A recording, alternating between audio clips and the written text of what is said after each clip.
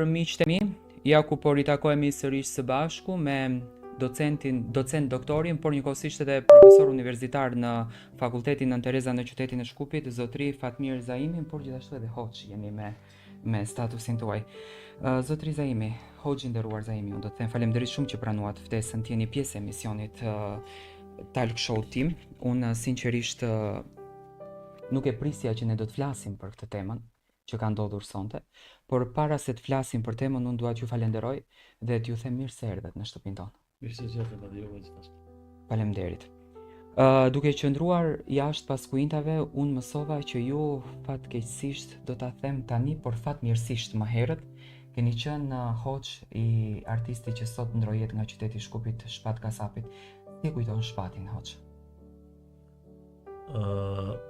Sot isha në punë edhe një kolegu im informatën e parë që e pa në lajmet në portale erdhi direkt te unë se ai e ka ditë se unë Shpatin e kum pasën për së afërmi dhe ka qenë një ndër ata të cilët gjitha konsultimet i ka pasën me mua si Hoxh, edhe vetëm merr tha ai shoku jot tha më duket se ta ka ndrujet. Thash për kanë ki fjalën? Thash Shpati, thash mos më thuaj. Tha po. Thash inna lillahi wa inna ilaihi rajiun. Gjithë jemi të Zotit, edhe një ditë për ditëve ai do të kthehemi. Nuk du të flas për Shpatin në pika gjëra, por unë si Hoxh e tha më kryesorën se kurorën e Shpatit dhe niqahun, ti themi në atë terminologjinë e fejes, kam qenë unë në familjen Kasapi, në shtëpinë e tyre, kur unë kum bo kuror dhe kum bo niqah Shpatin me pashortën e saj Silvia. Kështu që përpos këtij akti të madh na Shpatin e kemi njoftën si një njeri human, njeri që ka pas zemër të butë, ka qenë i shoqërueshëm, e ka dashtën besimin, e ka dashtën Zotin dhe është mundu çdo herë, edhe kur ka dalë për jashta, edhe kur ishte brenda, por une e kujtoj ditët kur ishte ai në Shkup, thejte Hoxh, unë jam në Shkup, hajde se nesër do dalim xhuman. U kri Shpat, por thash do ta marrim edhe e dinti Haxhian, dosin tonë të timin, Haxhi Muzafer Bislimin, ku është një shok i ynë, edhe një mik i ynë, ku bashkë me Muzaferin, me Shpatin, dilnim dhe kemi falë xhuman ose në Çarshi, ose me ndonjë xhami nga xhamiat e qytetit të Shkupit. Kështu që na si besimtar në përgjithësi, pasi që ai më ka kalu për kësaj bote, nuk është gjithçka fundi i dunjajës, sepse na pas kësaj bote besojnë edhe botën tjetër. Na kërkojmë për Allahun Dhul Xhelal se gjithë ata të cilët i kemi përcjell, por edhe mikun ton, shokun ton, Shpatin, Zoti ta mëshiron, edhe inshallah ai varr ku do të shkon, i bëhet një baçe për baçeve xhenetit. I nderuar Hoxh, vdekjet, para se të dalim tek temat e tjera, sidomos vdekjet të fëmijëve në këtë rast në moshë të hershëm, prindërit i përjetojnë shumë keq. Ka prindër që edhe mbyllen në vete, nuk e pranojnë dot realitetin, nuk e pranojnë dot faktin që fëmia i ka ndruar jetë. Çfarë këshille kishe ti për këto prindër në përgjithësi? Nuk flasim vetëm për familjen e Shpatit në këtë rast, sepse kemi plot të rinj që na kanë ikur nga rrethi jon. Gjithherë shembulli më i mirë është të parët tanë. Kush janë të parët tanë më të mirë dhe më të zgjedhur? Janë profetët e Zotit. Profetët e Zotit kanë qenë më të dashurit e Zotit. Gjitha pejgamberët, gjitha profetët. Pasi që ne jemi ummet i fundit dhe jemi ummet i pejgamberit alayhis salam, do ta marrim profetin ton, që ka qenë më i dashuri i të dashurve, i gjithë profetëve. E tash, a ka qenë ai sprovum? Po ka qenë sprovum. Me çka ka qenë sprovum? Po ka qenë sprovum nga lindja pa baba. Duke qenë barkun e nonës, ai babën nuk e pa. Profeti jon. Po, Muhamedi alayhis salam. Sa i bori 6 vjet, i vdiq edhe nana. Wow. Tash, a është një sprovë e madhe se u rritjetin? Po. Tash, mirë po, ki njeri përgatitet që ta udhëhesh botën.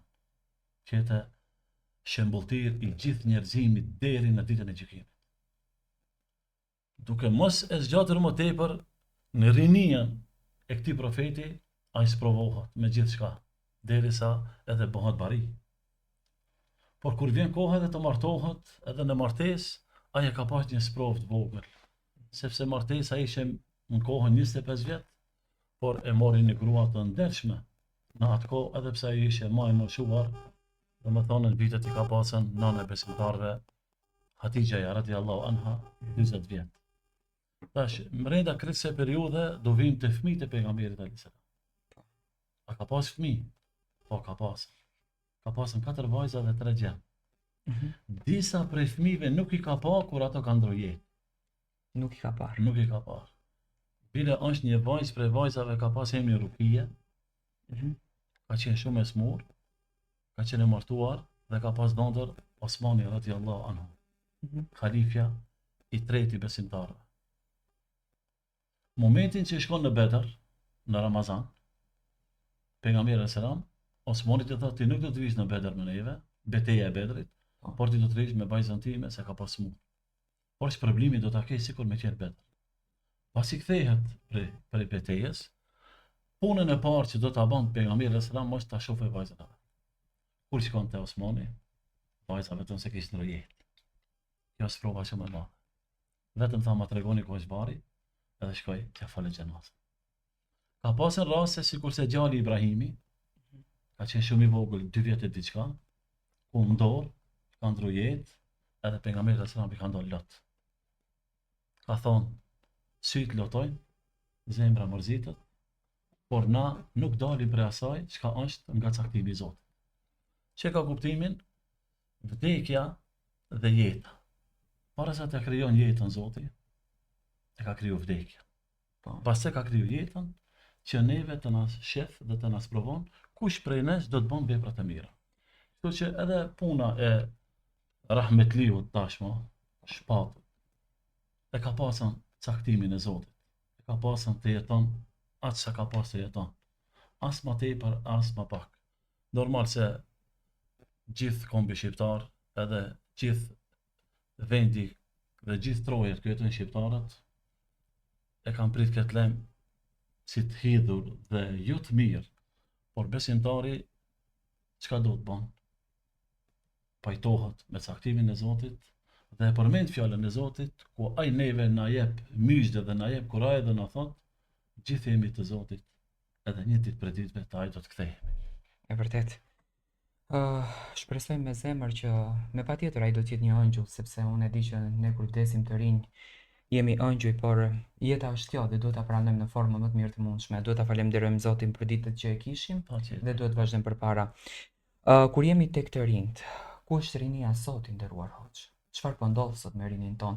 Unë para se të nis këtë emisionin kam dëgjuar një lajm të tmerrshëm, për shembull, 2 fëmijë të rinj në Shqipëri, 15 vjeç, kishin therrur njëri tjetrin me thik. Ku po shkon rinia ajo? Kemi 2 kahje të rinjes tonë. Nëse flasmi edhe në atë kahjen e mirë dhe pozitive, por e kemi edhe një kahje tjetër të rinjes tonë, ku kemi degenerim dhe kemi, domethënë, elemente jo të mira. Sikurse rastin që përkujtohet, kur njeriu i shterën vlerat e etikës, të moralit, besimit, ai mo vetëm se me trup është njeri, por do t'i ban punët, nuk do ta teprojmë fjalorin tim, por bëhat edhe më keq se kafsha. Sepse kafsha nuk e mbyt. Edhe nëse e mbyt i ka hije se kafshash. Po njeriu. Mirë, po njeriu ta merr guximin, të bëhet katil, bëhet vrasës, edhe ta mbyt tjetrin, bigajri hak, pa kur një far haku, pa kur një far faj, por edhe nëse ka pasën dikush faj, nuk është fundi na me marrë jetë, por ka zgjidhje tjera, pa më parasysh problemi sa mund t'jeti madh, sepse unë e mira me pajtime, mira me pajtime më shumë se 24 vjet, edhe në pajtimet në popullin shqiptar, nuk është zgjidhja në ta kthejmë haku, por zgjidhja ajo është në ta shrim dorën, edhe ka zgjidhje, edhe ai i cili është therrur, edhe ai i cili ka therrur. Ai cili është therrur, normal se ka dëm. E na duhet ta lutim që të fal gjakun. Por edhe duhet ta këshillojmë edhe atë i cili ka therrë dhe është bë pjesëtar i therrjes, që ti këtë akt që e ke marrë këtë guxim, nga e more.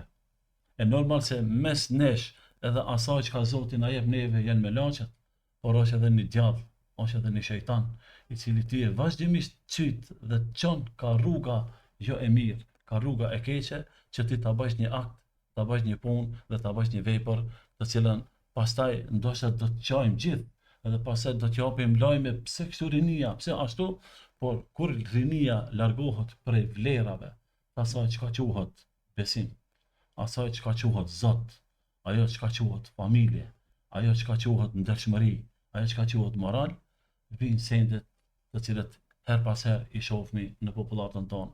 Unë nuk tham në të vijën e përgjithshme se vetëm zi është rinia jonë, por në kohën e fundit degenerimet i shohim, devijimet i shohim, problemet i shohim, deri në të cilën e përkujtuat edhe ju, deri në vrasje. Nuk po flasim na vetëm për Maqedoninë, nuk po flas vetëm për Shkupin, por po flasim për shqiptarin anë kam vendeve të cilat ato jetojnë. Po mirë, si e komenton këtë fenomenin që tashmë po bëhet shumë virtual nëpër të gjithë mediat shqiptare, në fakt po imponohet shumë tek të rinjtë, po të rinjtë po kalojnë shumë kohë nëpër rrjetet sociale me të, flasim për këtë Big Brotherin. Aty shohim figura të ndryshme, shohim njerëz të ndryshëm, shohim transgjinor, shohim homoseksual, shohim vajza të filmave për të rritur, domethënë që po imponohen në mediat shqiptare. Si e komenton ti këtë fenomenin? Është haram kjo sepse ka ca që e thonë është haram, ka që e thonë nuk është haram. Për shembull, Labinot Rexha ka qenë një nga protagonistët që nëpër media thonte është haram Big Brotheri dhe hyri u fut aty brenda tash si banorja e shtëpisë. Kështu, shumë është lehtë tash unë ta them fjalën haram. Edhe qëndroj pas saj fjalë dhe them haram, edhe atë me shkronja të zeza të trasha, haram i kulluar edhe pa asnjë pak dyshimi. Tash nuk duhet të flas vetëm në atë aspektin fetar. Ja, ta lojmë pak besimin. Flasmi si shqiptar. Flasim shoqërinë tonë. Shoqërinë tonë si shqiptar. Po. Ku kemi qenë dhe ku jemi tash? Ku kanë qenë prindërit tonë? Me moralin e tyre, me turpin e tyre, me atë të cilët të na quhet kanë pas mbare. Frikë respektin, nderin, jo më shumë se 40 vite më herët. Nuk po flasmi për 50 vite më herët. Nuk po flasmi për stërgjyqjet e tonë të cilët, domethënë, e kanë mbajtur këtë shqiptari dhe e kanë mbajtur këtë kom, domethënë me moralin e tyre dhe me sjelljet e tyre, të cilët e kanë pasën burrnin e tyre, burrat kanë qenë burra, edhe gratë kanë qenë gra. Edhe është ditën kur duhet të flet burri, edhe është ditën kur duhet të flet gruaja. Pa me i ndërhak gruajes, edhe pa me ja marrë të drejtat gruas. Tash, kur e përkujtove ti Big Brother, sinqerisht, neve në për telefoni po na kalojnë fotot, po na dalin. Video të ndryshme. Video të ndryshme. Ti jo që don ta shohësh, po vjen ajo. Imponohet, është inteligjencë, imponohet. Mirë, po tash kjo rini e sotit, e ke parasysh, atë mrenda është dikush çka quhet vllau jot dhe vllau im. Po. Atë mund të më qenë vajza jote dhe vajza ime. Mund të më qenë motra ime ose motra jote. Po. Deri në shkallë ka ardhur puna që kjo kultura jonë shqiptare të pështjellet dhe të përzinjet jo me kultura të huaja, por edhe kultura të huaja i kemi të i kalu neve me punën e në thojzat i themi modernizim. Kjo nuk është modernizim, kjo është degenerim, kjo është katrim. Me anën e Big Brothersit japin mesazhat e 33 tonë se kjo është jeta çka duhet na ta jetojmë. Kjo është jeta shfrenuese. Dil, lirohu se jenë demokraci, dil, lirohu se jenë liri, dil, lirohu dhe mos vet bab, mos vet non, mos vet vllahun, mos vet motrën, vazhdo dhe bane atë çka ti të ato shpirti. Jo, jeta ka rregulla. Ka rregulla. Edhe unë në emision se të kom ardhën. Ti ke rregulla. Me patjetër. Tash, nëse unë në emision kom ardhë kam rregulla.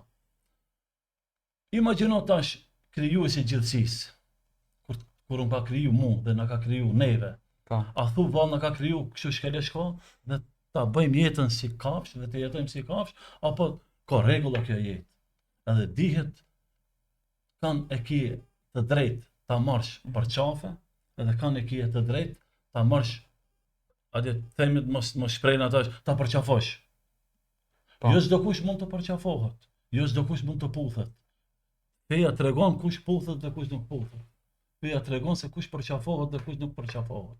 Feja na tregon, po edhe shqiptaria na tregon neve kujt kemi drejt neve ta marrin në grik dhe kanë mos ta marrim grik. Patjetër se kombit e feja pothuajse janë në të njëjtën rrugë, nuk është Po se jo janë në të njëjtën rrugë, po syri gjatë edhe syri majt. Njësoj janë. Po njësoj janë. Njësoj Ka janë. janë si të shitë ballit. Unë nuk e mohoj kombin, as nuk e mohoj fejen. Po Zoti ka dash dhe më ka bërë shqiptar.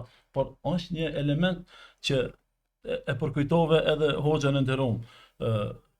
Nuk ka hoxh nëse është musliman. Jo hoxh, nuk ka musliman që ka pak besim edhe që nuk thon se Big Brotherzi është haram. Po m'fal, në këtë rast Iqbal Huduti, besoj që e njeh si emër. Po, kemi dëgjuar. E keni dëgjuar për Iqbalin, ka ca bindje të saj ata jo, do të thënë ndryshe. Nuk e di unë si shpjegohen këto, me thënë të drejtën. Ajo ishte një nga personazhet që për herë të parë në historinë e medias do të futeshte në Big Brother një grua me shami. E miratoni ju këtë gjë? Jo, nuk e miratoj, sepse Iqbalja nuk e përfaqëson Islamin. Edhe nuk ka shembull për muslimanët e Iqbalja. Për neve shembull është nona e besimtarëve, Hazreti Aisha radhiyallahu anha. Nona e besimtarëve, Hazreti Hatixha. Nona e shqiptarëve ta shkëm është nona e Adem Jasharit, të themi Zahidja. E nëse i marrim të shembull të nonat tona, ajo nuk e përfaqëson Islamin.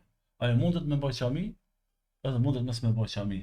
Se xhamia, shembull, fundit na themi është obligim fetar, por nëse dikush nuk e ka xhamian, por e ka besimin e fort, por është pa xhami, e dikush ka xhami dhe nuk e ka besimin sa duhet. Jo, pa xhami është më e mirë se me xhami.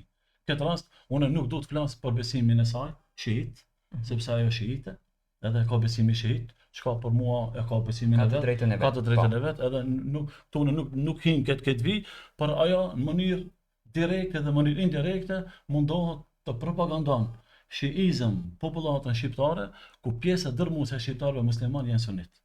Po. Edhe këtë duhet ta dinë shikuesit tonë dhe ta dinë motrat tona dhe vëllezërit tonë. Tani,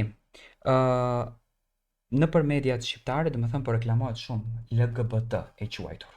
I kanë vënë një emër, domethënë ndjesive të tyre. Disa nga ato e pranojnë që ka një burrë dhe një grua, siç e thatë edhe ju që parë, që domethënë nuk ekziston një seks tjetër, por disa nga ato e quajnë edhe normale. Tani, në fe janë të pranuar këto apo nuk janë të pranuar?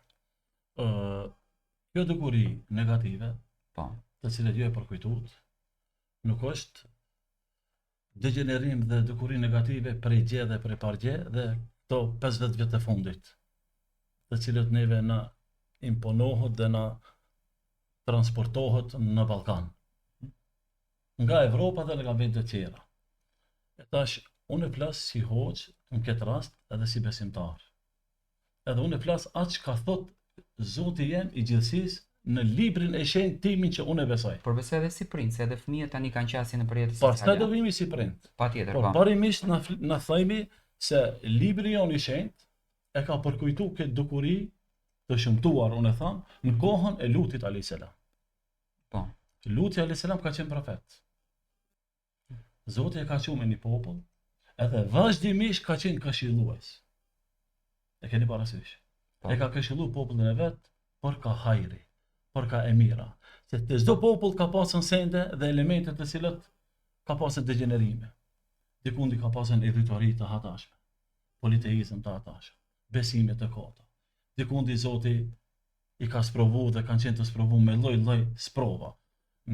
Kohën dhe vendi ku ka jetë Luti alayhis salam ka qenë kjo dukuri çka sot ju e përdorni këtë termin LGBT. Po. Por te populli Lutit alayhis salam ai i ka kërku, sepse urdhni i Zotit ka qenë i prerë.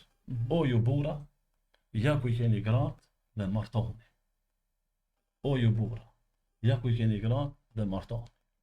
Ato përpose që nuk e kanë dëgju fjallën e Zotit, dhe e kanë refuzu fjallën e Zotit, dhe e kanë mohu fjallën e Zotit, ato edhe e kanë mohu dhe e kanë largu edhe fjallën e profetit të Zotit të asaj kohë.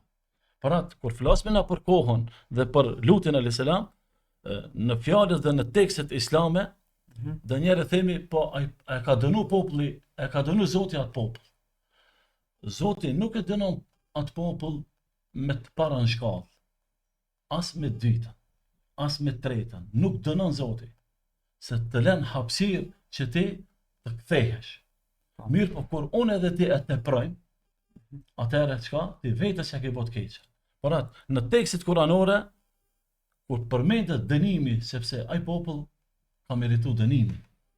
Dënimi i popullit Lutit a.s. lidhet se ato kanë kundërshtu haptazi fjalën e Zotit dhe kanë kundërshtu haptazi fjalën e profetit të asaj kohe Lutit a.s. Pastaj ato e kanë bërë mëkatin me krenari, edhe janë burë me atë mëkat. Ne i themi në gjuhën tonë edhe çallamxhi kanë qenë në atë mëkat. Do thënë ato kanë qenë dakord që të bëjnë. Mendje, po, dakord edhe kanë qenë mendje madh në atë mëkat. Por po se kanë qenë në krenar dhe mendje madh, ato edhe haptazi e kanë nxjerrë mëkatin në publik. Se ka dallim kur unë edhe ti e bëjmë një mëkat dhe jemi të mshehur, edhe ka dallim kur unë e bëj mëkatin dhe dal për jashtë edhe gëzohem me atë Krenohem me mëkat. Krenohem me mëkat. Edhe kjo është dallim. Edhe pse Zoti ja u ka mbulu, ato e kanë përhap dhe e kanë nxjerrë në mejdan mëkatin dhe kanë refuzuar dhe në vazhdueshmëri e kanë përdorur dhe e kanë praktikuar këtë mëkat. Pastaj, përpose e kanë praktikuar, ato janë mundu edhe që o imponojnë njerëzive her pas here me dhunë, me shantazh edhe me korrupsione të lloj-llojshme të asaj kohe, që vetëm e vetëm të dalin ato ta çojnë në vend atë punë jo të hishme, unë e tham, Qëllimin. Po, që të arrijnë qëllimin, ne jemi të folur tash para kohës pejgamberit alayhis salam. Po. Muhamedi alayhis salam prej tani e deri te koha kur ka qenë pejgamberi sa ka 1440 kusur vjet. Ne flasim para pejgamberit alayhis salam edhe me 1000 vjet. Domethënë, kjo dukuri çka na sot jemi duke fol, nuk është se kjo na ka ardhur neve prej dje ose prej para 5 dekada ose para një shekulli. Na po flasim libri i Zotit si e ka trajtuar këtë punë. Edhe tash na si besimtar themi se na e kemi për obligim që çdo kush që ka rënë mëkat, çfarë do mëkati qete, edhe kjo është një prej mëkateve më të shëmtuara sipas besimit islam po flas, edhe sipas librit të Zotit, jo sipas mendjes time apo mu ka kajtën edhe dua kështu të flas, jo.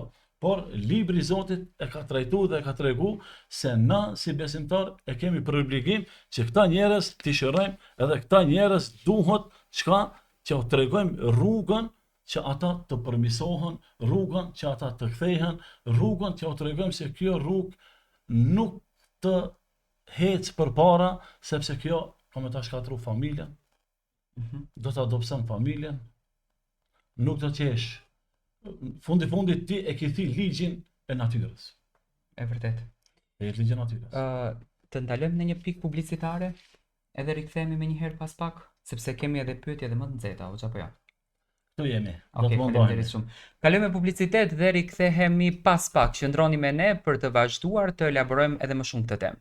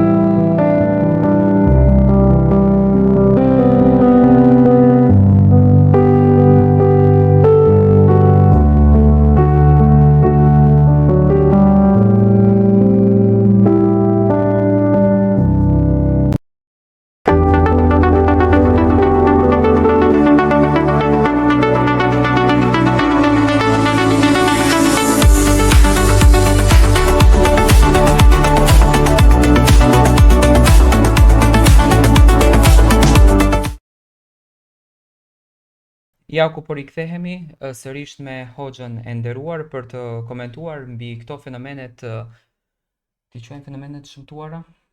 Po, shëmtuara negative, fenomene të zeza, fenomena jo të Zeza, mira, po. e vërtet. Tani, temat tona dalin edhe për te skenarit realisht. Por unë dua të të pyes çfarë të mire, sepse e cekëm që parë edhe si prind, dua të marr mendimin tuaj edhe në këndin e babait.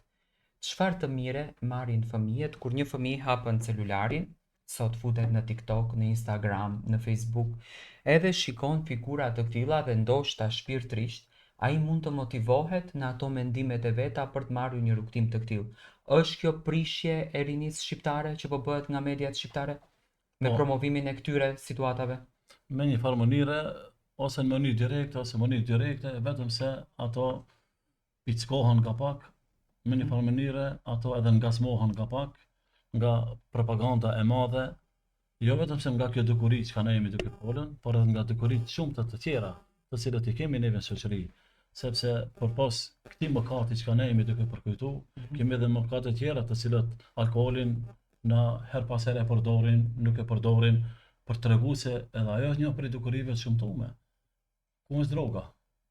Edhe elementet narkotike. Të tjera, po. Pastaj përmendet më herët vrasja, përmendet më herët edhe kamatën. Edhe shumë mëkate tjera të cilët janë në shoqëri.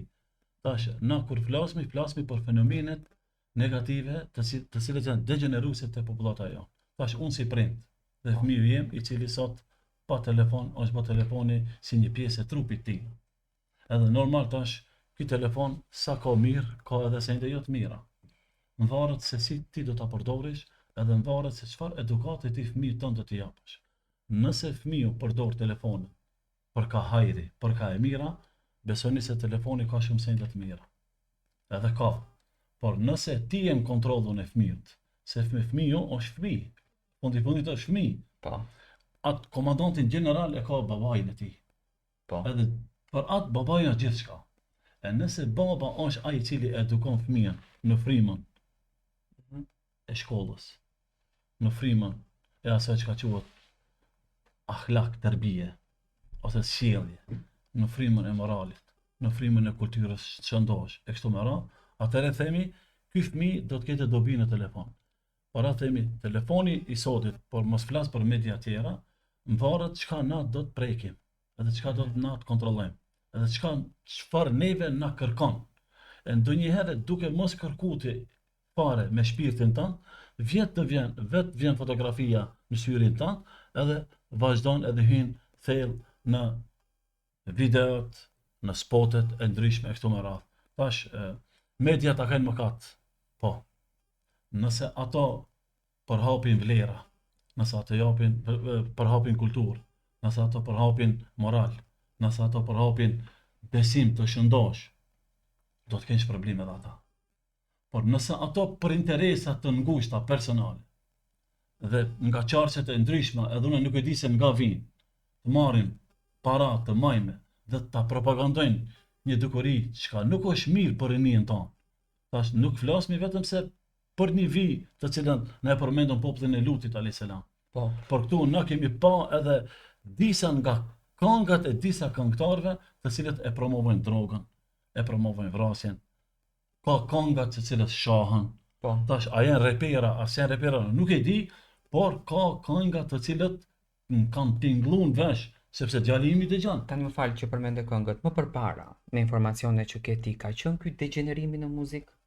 Nuk ka qenë, sepse tash na si shqiptar kemi dalë edhe prej vijes shqiptarisë duke shku në atë vijën e emancipimit, të themi të globalizmit, modernizmit dhe të postmodernizmit, kemi dalën mos tham prej shinave të asaj që ka qenë shqiptari, edhe pse akoma brumi dhe bërthama kanë mbete shqiptarët, por rinia jonë, edhe ajo që ka i plasohet dhe i vjen rinies triu dhe tres tonë, ato vetëm se nuk donë më me dëgju për ato këngë të vetra të cilët ato këngë kanë pasën trimëri, Kam pas tematik, ka pas mesazh. Ka pas mesazh të hatashëm, domethënë familjar, mesazh të hatashëm të guximit, mesazh të hatashëm të asaj që ka quhet luftar, të asaj që ka quhet trim, të asaj çka quhet shqiptari, të asaj çka quhet fe, të asaj çka quhet moral, e gjitha i ka pasën mesazh kënga e vjetër shqiptare. Qofshin ato me qetelia, ose qofshin ato pa qetelia, por mesazhi ka qenë edhe sot të kësaj dite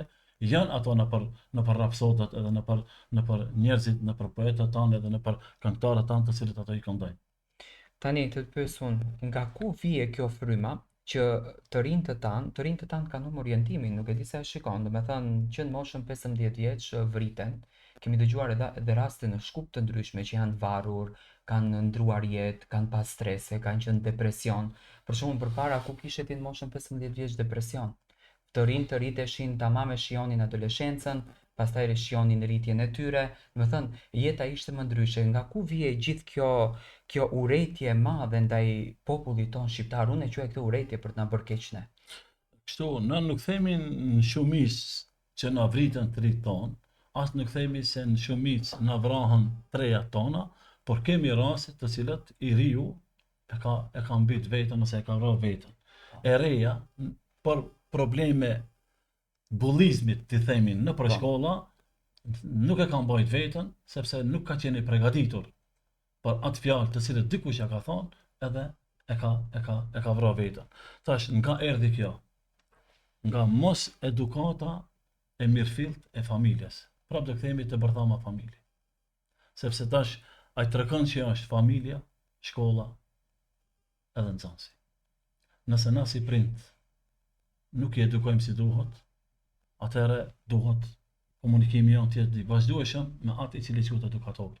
Sepse fëmia para se gjithësh, para se të mëson diçka, na themi të edukojmë, pastaj të mësojmë. Se para se gjithash është edukat. E brenda kësaj kohe, sikur se ka dalë kontrolli i edukatës të prindërve ndaj fëmijëve të tyre. Pse ka dalë? Sepse tham, rrjetet sociale, puna e telefonit, puna e internetit e ka bot vetën. Tash, kur ti jemi një shoqëri, pa më parasysh ku je, kemi na familje të cilët janë më të pasur dhe kemi familje të cilët kemi më të varfër. Edhe tash, brenda asaj shoqërie është edhe fëmiu im. Edhe ai tash do të lakmon atje në veshjen e dikujt, do të lakmon veshjen e dikujna. Por edhe fjalori i dikujt me dikan. Tash, këtu vjen ajo kur dikush një herë rëndohet, 2 herë nënçmohet, 3 herë nënçmohet, edhe ai do ta mban veti atë nënçmim. Atë bullizëm të cilët ja bën dikush. Edhe vjen fundi, ai ose ajo nuk e tregon problemin, as te prindri, as te baba, as te nona, as te arsimtari, edhe vjen me një përfundim ku na themi se është një mashtrim i djallit, edhe ai ta merr dhe ta varr vetën, ose të vjen edhe ta vret vetën, ose Zoti na ruaj të vjen edhe të shkon edhe të ban punë. Ma kesh më se kjo s'ka. Mirë po tash, na çka ju themi të rive ta, nuk është fundi i botës nëse dikush ti të ka nënçmu. Sa ai cili ti të ka nënçmu vetë. Por konsultimi jon të jetë i vazhdueshëm. Në atë të cilën unë për herë kom thonë prindëri, edukatori, nxënësi. Nëse ky trekëndësh nuk vazhdon të shkon përpara, do të na dalin fëmijët prej kontrollit. E tash, në popullin shqiptar, në vendet e Ballkanit ku na jetojmë, normal se në kohën e fundit kemi na raste të cilët na kanë ndodhur këto vrasje. Edhe më herët, kohën e fundit nuk kemi, por ka pasur në shkolla kemi dëgjuar. Edhe filloi alarmi të xhallarët, edhe dulën në për hutbët e tyre, në për xhamiat e tyre. Më fal, kemi patur para një viti në Shkup, 2 vrasje kishim, 2 të rinj që humbën jetën. Humbën jetën, e di shumë mirë. Po tash kret kjo na jep neve me dijen nga erdhi. Pse erdhi? Po. Që s'ka qenë më herët. Edhe tash vjen. Tash e jona, si obligim i jonë është, nëse na nuk e lidhim zemrën tonë me krijuesin tonë, do të jemi, domethënë lidhja jo nuk do të jetë e fortë. E di çfarë dua të ndryj këtu, Shpat Kasapi në një intervistë tani më çon tek ai sepse jemi në atë temën e nxehtë. Thonte që muzika më ngarkoi shumë, thonte. Edhe gjija thonte qetësi në vete dhe qetësia që e gjeja ishte vetëm lidhja ime shpirtërore, unë dhe Zoti, lutjet, qetësia, dashuria që unë kisha për Zotin. Ai më bënte që unë të qetësoj shpirtin. Unë nuk do të tepëroj, Shpati ka fal namaz. Po, se e thashë në pjesë të parë ka falë 5 vakët kohë namaz. Nuk do të mos thot dikush tash, Po. ja hoxha i sheh njerëzit në xhenet. Unë nuk i sheh njerëzit as në xhenet as në xhenem. Po. Por ne e flas me atë që e kemi pa. Po. Unë e di se ka qenë shumë i ngarkuar sikur se thatë edhe ju. Po. Ka pasën stres. Normal Thotë, se "Hoxha, puna që ka bërë muzika, stresin, veç kur të shoh unë ti dhe hoxha, ma largon edhe mi stres. Vetëm kur mi thot disa fjalë pejgamberit alayhis salam, ma hek ke stres. Kështu më thonte. Thotë, ma tregote një tregim. Edhe na bisedat lira, muhabete. Shoqërore, po. Mirë po, ai biseda jonë e lirë, ai muhabeti jonë i lirë, e prekte në zemër dhe ai qetësoi. Do të thonë, qetësoi në të kuptimin se e ke parasysh termine, strese, takime, ajo kjo shko ande, shko kënde, Shumë e lot. në shumë. Edhe tash vjen koha njeriu ka nevojë të pushon. Po. Jo vetëm trupi, po të pushon shpirti. E ndonjëherë ky shpirt është një farë boshllëku, një farë zbrastire brenda që duhet të mbushet. Ajo që ka e mbush shpirtin është vetëm lidhja vertikale me Zotin e Gjithësisë. Nëse nuk e ka besimtari, faktikisht ai do të jetë i thatë, trup do të ketë, por me shpirt do të jetë shumë i thatë, edhe i dobët. Po këto njerëz të cilët të humbin në jetën e tyre, fillojnë të merren me kazino, fillojnë të futen në rrugë të pista, në fund kur mbaron gjithçka, domethënë, thotë se na kanë bërë magji. Ekzistojnë këto fenomene apo janë vetëm arsyetime? Shiko, tash nuk duhet të ta përzim magjien me atë që ka quhet epsh. Se Epsh. epshi nuk ngopët. Po. Se epshi nuk ngopët. Edhe ai cili ka epsh në rrugën e drejtë, e shfrytëzon epshin e vet, se Zoti ta ka dhënë. Por të shfrenimi i epshit pa kufi, edhe dalja nga kufit, edhe kjo punë që ka përkujtuar kazino. Se dukurit negative nuk janë vetëm se te kazino, është kazino, është alkoholi, është kurvria, janë shumë sende. Po. E tash, nëse flasim vetëm për kazino, është një smuje që është i varur ai prej kazinos. Nuk është prej magjisë. Lidhet shpirtrisht me atë. Lidhet, unë do ta tregoj një rast, tash, më konkret. Po. Jam hoxh. Me kënaqësi dua ta dëgjoj është një mesazh. Haxhiu vjen. Thot hoxha, hajde të ma friz gjalin se ka sehire, ka magji. Tash aman magji, se sihri edhe magjia ekziston. Po. Se po mos të ekzistu, nuk do të kishe emër magji. Po në shtëpi Haxhiut? Po tash edhe në shtëpitë pejgamberit ka pasën magji. Okej. S'ka lidhje, vjen magjia, s'provosht. Do të thonë Mirë është po- ekzistuar se kudo. Po ekziston magjia. Ka ekzistuar në kohën e Musës alayhis salam. Po. Ka ekzistuar në kohën e Sulejmanit alayhis salam. Po. Edhe profetit Muhammed alayhis salam i kanë bërë magji. Po, e di. Magjinë e rastin, kanë e ka pasur lexuar. të banari. Po. E tash na nuk duhet ta përzim tash magjien me veset dhe me punët e këqija, ti themi, jo të mira, të cilat i ka bërë djalin. Edhe tash që janë gjesmi magjisë. Edhe Haxhiu tash nuk e di. Gjona, o gjalin e kam pa qef. Tash hajri inshallah. Por nuk ishte gjall, ti themi 10 vjet, 15 vjet, po ishte mbi 30-at, i martuar. Edhe unë të shkoj te Haxhiu. Me mendje të plot. Do shkojmë, se mendova se ka dhe një cyqe, dhe një prejke, ka dhe një prejke të sihri, se sihri ekziston. Po. Ose ka sulm për gjinve, ose tash ti lexojmë pak rukje, pak Kur'an, ta qetësojmë, se Kur'ani është qetësim. Edhe unë e shikoj, nuk më duk se kjo është i prekur, nuk më duk se ka magji. Tash, ka i ki pun, a i mirëve, si po kalon, mirëve kaloj. A unë kisha informacione si këllum kazino. 250 deri 300.000 euro ja ka harxhu babës. Qa thua ore? Gjysmë milioni? Deri në gjysmë milion. Wow. Se biznesin e kanë pas të mirë, edhe ky tu mendu. Prej atyre 300.000 deri në 400.000, vetëm njerë kish fitu 50.000. Ti njerë fiton 50.000, ma i 500.000 ti me. Në të ka falimentu fare ai. Do më thonë patos, në themi ka ra poshtë. Po. Edhe tash, unë e shikoj, edhe do t'ja parashen një pyetje. Tash, a ban me të vetë diçka? Se flash gjuhën ati, tha po. Ma thash, drejt do të më tregojsh. Tha, vallaj, tha, drejt ka më tregu. Tash, nuk më gënjen, tha, nuk gënjen. I sinqert jeta, i sinqert. Tash, me t'i dhanë, tash 5.000 euro unë. A shkoj në kazino? Tha, valla luj. Reagimi ati. Reagimi, do shkoj dhe do luj. Edhe une në gjuhën popullor që i tha Haxhiut, Haxhi, e gjeta ilaçin. Hajde o xhbi shallave. Tash këti duhet një drun, edhe mi ja bo shpinën më butë se parë. Kështu i kam thënë atë. Kjo nuk është metodë, ta tham media, Po. por për këtë person, tash ki thash s'ka se hire. Metoda më e dur. Ki s'ka magji. Thash ti, thash duhet në podrum, edhe një dron, edhe duhet dajak. Pse? Se thash ki i paska te kalu gjitha punët, edhe ka mrimi një kulminacion që ta shkatron familja. Kazino nuk bë punë të mira. Thash, jo vetëm se kazino, gjitha punët të cilët janë të mallkuara prej anës Zotit. Hajde tash ta përmendim edhe alkoolin, që nuk ka qenë dukuri e mirë të popullata shqiptare.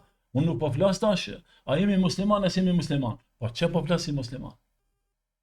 Të musliman. S'mundet askush thotë se është e lejuar. Pik.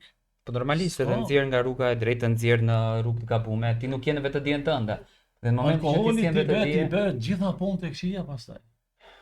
Mund të vish deri në atë mënyrë si se ka ardhën te popull tjerë që bashkohet edhe ban punë edhe me familjarët më të afërm të tyre. po, A ke parasysh? shumë Nuk ka më keq. Nuk ka më keq. Ti pastaj të vish ta dhunojsh nanën, ta dhunojsh motrën, ta dhunojsh familjen më të afërm. Prej nga vjen kjo? Po thënë ka pi shejtanit, veç pak. Po, pi shejtanit por alkooli. Ai nuk mashtron me të parën, as me të dytën. Edhe dënimi i Zotit nuk vjen me të parën. Se Zoti është aq i mëshirshëm, kur mëkatin e bën fatmiri dhe e bën tirani, e bën dikush tjetër, ta mbulon Zoti me të parën, ta mbulon me të dytën, ta mbulon me të tretën, me të katërtën, me të pesën, me dhe nuk ta nxjerr në publik. Se Zoti është i mëshirshëm, don të të mëshiron dhe kërkon prej teje pendim. Edhe ti nuk pendohesh, insiston, edhe mas 20 herëve të dalë në qesh. Filoni qenë ka me këtë dukuri, filoni e bëj ka këtë punë, filoni e bëj ka atë punë, se nuk janë gjithë njerëzit me një punë keqe që e bëjnë. Dikush është vjedhës, dikush është tradhtar, dikush është ashtu, e dikush është kështu, mirë po i ka dalë. Edhe ku të dalë nuk e ka të parën herë. Ka bëj shumë herë, por Zoti ja ka nxjerrën faktikisht në në momentin mejdan. kurse pret ai realisht. Kurse pret edhe, si me thonë, të kurit Zoti midis drejke. E vërtetë është kjo gjë. Tani, për 10 vitet e ardhshme, në qoftë se ne nuk reflektojmë nga këto prezantime të këtyre fenomeneve interesante nëpër media që po ndodhin, LGBT, kazino, etj, domethënë gjithë këto tema që ne i prekëm, se kemi bërë pothuajse gati 40 minuta po bëjmë intervistë bashkë. Ku do të shkon shoqëria jonë nëse ne nuk e ndryshojmë këtë ritëm, sipas mendimit tënd? Përfundimi i rinisë tonë, tash po flas në atë aspektin e besimit tim si musliman. Po. Përfundimi i trive dhe trejave tona. Pa më parasysh çfarë gabimi ato eventual kanë bën në jetën e tyre.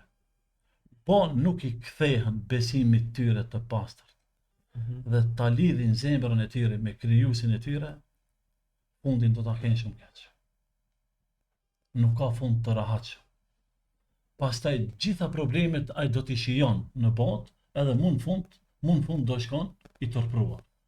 Në themi, trive dhe trejave tona, asnjëherë nuk është vonë që ju të ktheheni ka rruga e vërtetë, të ktheheni ka besimi, të kthehemi ka ajo çka quhet Zot, të kthehemi nga ajo çka quhet porosi profetike, të kthehesh nga ajo çka quhet shërim shpirtëror, të kthehemi nga ajo çka quhet shërim i zemrës tënde, sepse sot trit ton me depresionet të cilat i kanë, me streset të cilat i kanë, me pagjumësinë të cilën e kanë, me sikletet e ndryshme në jetën e tyre të cilat ato i përjetojnë, faktikisht një prej sebepeve të mira është që ato i kthehen.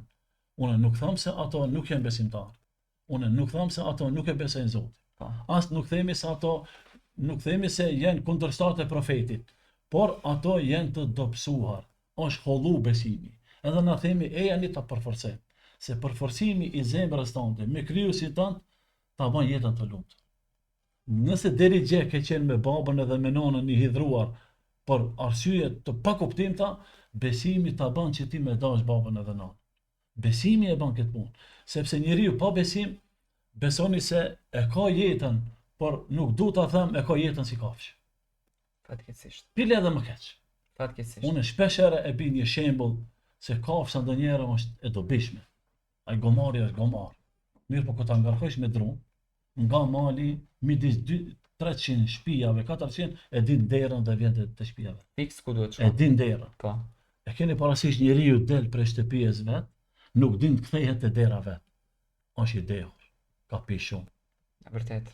Nuk e din derën e vet. E keni parasysh se njeriu që e ka ngrit Zoti mbi engjujt, ai bie ndër djallin, bën ndër kafshën, se nuk e hin ndër hak kafshës. E tash na si njerëz ju themi trive ton, trejave tona, djalit tem, vajzës time, ju themi gjithë ata të cilët na dëgjojnë, kthehuni orini, pak kthehuni dhe lidheni zemrën e juve me Krijuesin e juve, do ta gjeni rrugën.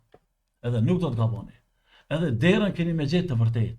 Dera e shpëtimit është hapur, dera e pendimit është hapur, dera e faljes është hapur, edhe asnjëherë nuk ka zhvon Tiranë për asnjë. Pa marr parasysh se dikush e ka hup shpresën.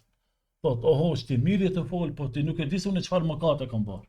O hoq, ti mirë të fol, po mu as se kemi një lum, na këtu lumi vardar. As vardari mua nuk më lan. O, vardari nuk lan, Zoti të lan. Vardari nuk pastron, Zoti të pastron. Vardari është i fllihç se kret mbeturinat e shkupit bin vardar, por Allahu ta pranon pendimin, ta pranon faljen. Vetëm a ka kush që i kthehet me sinqeritet, edhe nëse janë gabimet e llojit të madh, sikur se i përmendëm. Falën.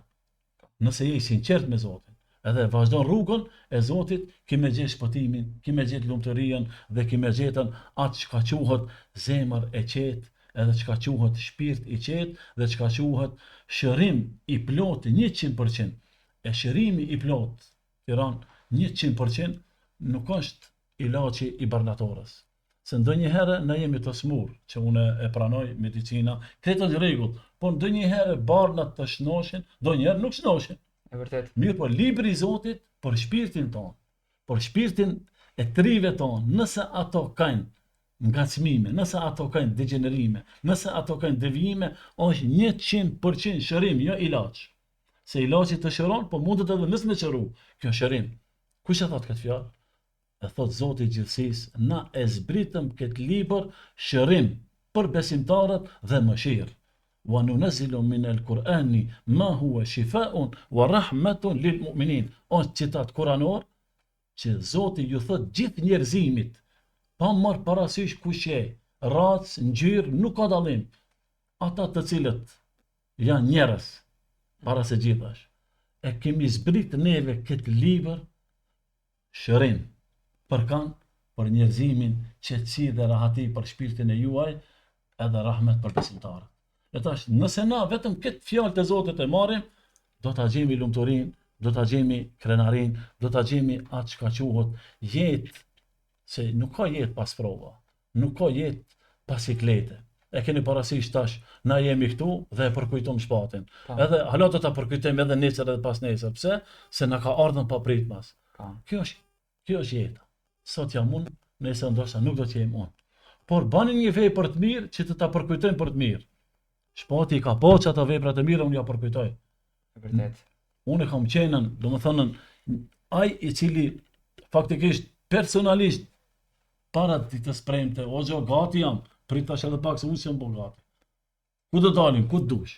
E tash kjo fjalë e tij na tregon se ai ka pas të lidhur zemrën me Krijuesin e tij. Tash na ju themi edhe trive tonë, nuk është asnjëherë vonë, edhe pse dikush e ka humb shpresën te Zoti. Themi mos e humbuni shpresën te Zoti, se Zoti është falës, është mëshirues edhe është gjithëpërfshirës. Unë të falenderoj shumë për mesazhet e bukura, për fjalët e bukura. E ju e dini shumë bukur që emisionet janë me minutash. Unë uroj me zemër që të kemi përsëri sepse publiku jon ka nevojë për mesazhe të këtilla. Unë mendoj që mediat duhet pak të ruajnë atë tradicionalen, atë kombin, atë kulturën, atë fen dhe të japin mesazhe të bukura te publiku i nderuar. Faleminderit shumë që më respektove dhe uroj që Zoti të të jep shëndet, të të jep fuqi që këto mesazhe ti përcjellësh gjithmonë. Amin, faleminderit edhe juve. Gjithashtu Zoti ju shpërblet dhe nderoft. Jemi kur të thoni këtu jemi. Faleminderit. Zoti ju shpërblet edhe një herë. Inshallah këto porosi kanë prek zemrat e dëgjuesve tanë, zemrat e shqiptarëve, zemrat e muslimanëve, që sadopak këto porosi dhe këto mesazhe të jenë për dëgjuesit tonë, por edhe një herët I këshillojmë edhe media tjera, sikur se ky emision, që është emision i dobishëm për neve. Faleminderit. Faktikisht në këtë rast kom fitu edhe unë vet, ke fitu edhe ti, Faleminderit kam shumë. fitu edhe zemrat tona, kështu që na jemi njerëz, mund të gabojmë, por më i miri, thot profeti alayhis salam, është ai i cili kërkon falje dhe pendohet. Zoti ju shpërblet edhe një herë. Faleminderit shumë. E pra të dashur shikues, ne vazhdojmë me publicitet dhe takohemi në pjesën e tretë.